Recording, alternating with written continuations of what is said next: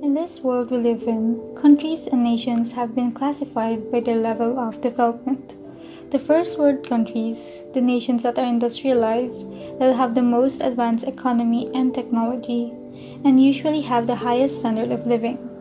Some of which are Singapore, Japan, South Korea, Germany, Canada, Australia, the United Kingdom, the United States of America, and a few more countries from the Western Europe. The second world countries, the nations that are formerly termed as communist socialist, they are less industrialized and are highly influenced by the Soviet Republic and China. Countries under this classification are Russia, China, North Korea, and a few other countries in the communist allies. The third world countries, the nations known to the world as underdeveloped, uncivilized, and poor. These countries suffer from high levels of poverty and low economic and educational development.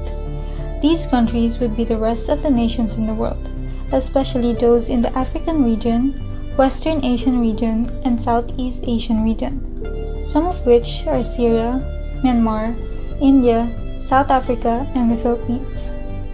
Most of the people in this world are living in poverty. Many of those are living in the third world countries. The gap between the developed and developing countries is wide and is continuously growing. There are so many aspects where the differences can be observed, such as the level of finance, food supply, natural resources, education, medical support, government, employment rate, and fertility rate.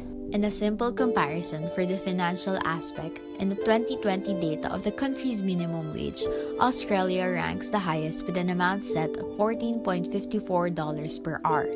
On the contrary, Cuba ranks the lowest in minimum wage, which is set at $9 per month. This wage has been set since May 2005. In terms of food supply, the United States, a country that self-supplies, exports the most food to the other parts of the world.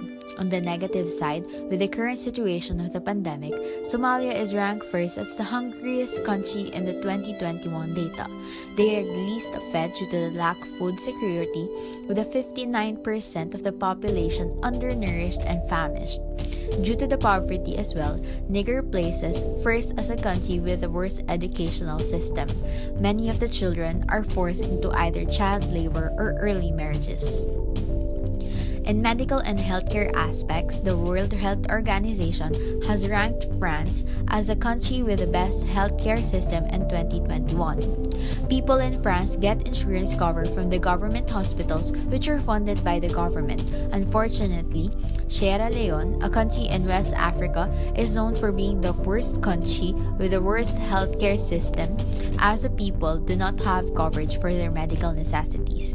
In poverty, people cannot earn so much to cover just enough food to aid hunger, as well as to support their families' educational rights and medical needs. With this, the United Nations member states created the 2030 Agenda for Sustainable Development in 2015, with the hopes of restoring peace, comfort, prosperity, and growth for everyone on the planet by the year 2030, which leads us to the question, where do they start? They centered this agenda on the 17 Sustainable Development Goals targeting everything from poverty to partnerships. They acknowledged that all of these goals go hand in hand and are sort of like a domino effect, seeing that if we wanted an end to poverty and other inequalities, then we would have to tackle the other problems that contribute to it, like education, employment, hunger, and health, to name some. In this video, we'll be focusing on the first goal, no poverty.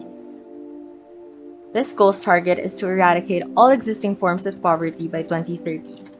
The inequality in the distribution of wealth, as well as the disparity between the rich and the poor, has grown bigger and bigger over time, most especially amid the pandemic in 2020, where, according to the United Nations, another 119 to 124 million people around the world were forced back into extreme poverty. The global poverty rate rose to 9.5% from 8.4% in a year. Now, it is expected that 7% of the world, roughly 600 million people, will still be living in poverty by 2030, bringing this goal into its failure. Here's the light at the end of the tunnel. 2030 is still 8 years from now. We can still act on it. There's still hope. So, what can we do? Here are some effective ways where we can possibly lessen or end poverty. First, create awareness. Now that social media has become a part of our daily lives, it's time to use it to speak up for social change. People will be able to learn more about global poverty by sharing links on Facebook, Twitter, and other social media platforms, which will raise awareness of the issue. Second, take action on your own. A few basic things we can do as individuals, such as raise funds and donate them to charity, or just encourage others to do the same, are a few examples of how we can contribute. Third, donate. Donations can aid in a variety of ways. They don't have to always be in the form of money. This could be as simple as donating books to the less fortunate children. Their well-being can also be improved by donating old clothes, furniture, and toiletries. Simple things like these can help them live a better life. Now, there are so many ways where we can help eliminate poverty. When are we going to start doing it?